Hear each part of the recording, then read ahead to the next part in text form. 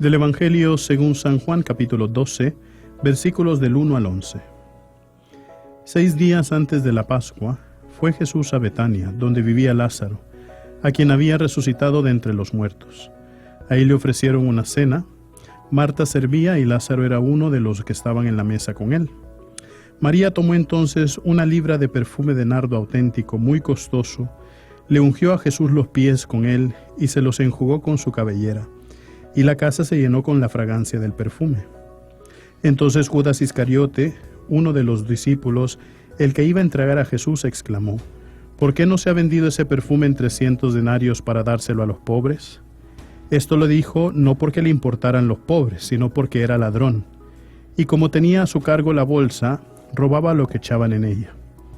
Entonces dijo Jesús: déjala, esto lo tenía guardado para el día de mi sepultura, porque a los pobres los tendrán siempre con ustedes, pero a mí no siempre me tendrán.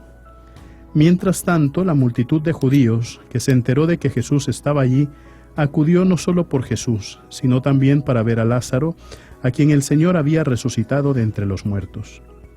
Los sumos sacerdotes deliberaban para matar a Lázaro, porque a causa de él muchos judíos se separaban y creían en Jesús. Palabra del Señor.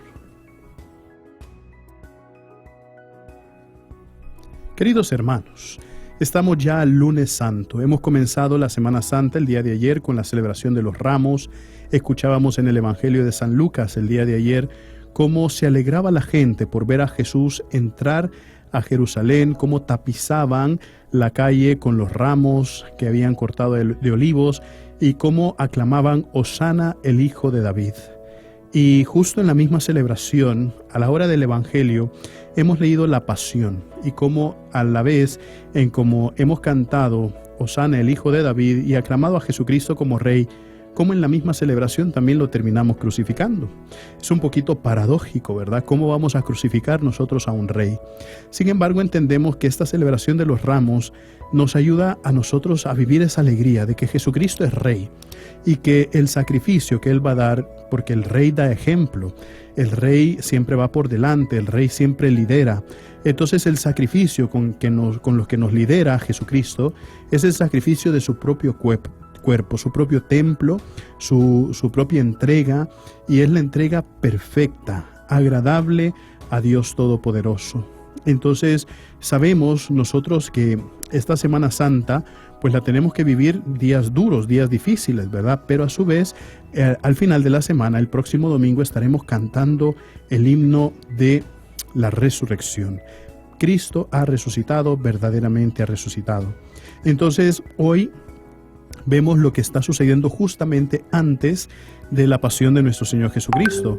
Jesús que entra en la casa de Marta, de María y de Lázaro, cómo empieza como a vivir esos últimos momentos. Llega María, le llena los pies de perfume de nardo, vemos cómo los enjuga con su cabellera, cómo toda la casa se llena del olor de ese perfume, como que si fuera ese ritual de sepultura. Y después, más adelante, vemos cómo Jesús también le responde a Judas Iscariote, porque Judas Iscariote tiene ya el corazón de ladrón. Y es interesante ir viendo cómo los pecados, queridos hermanos, si nosotros no los cuidamos, cómo esos pueden ir creciendo a cometerse en cosas atroces.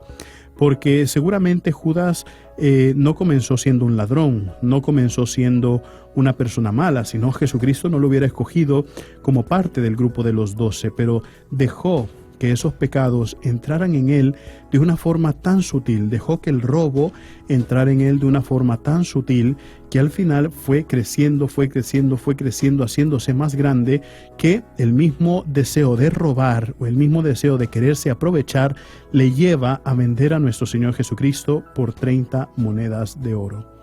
30 monedas de plata, perdón. Entonces vemos ahí cómo el pecado, cuando no se cuida, crece, y cuando el pecado crece, domina, y cuando domina, realmente nos esclaviza, y si nosotros no tenemos o no queremos tener la fuerza de voluntad para liberarnos de ese pecado, al final terminamos sometiéndonos y cometiendo cosas atroces, incluso contra el mismo Dios.